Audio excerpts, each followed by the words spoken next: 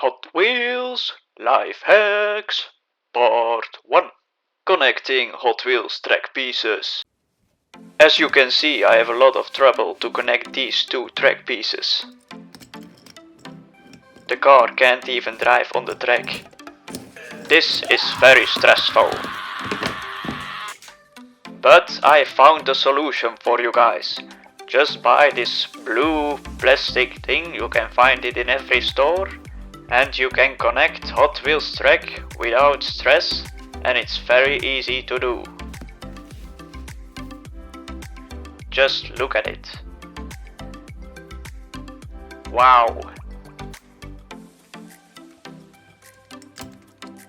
Now the car can drive on it. It's amazing.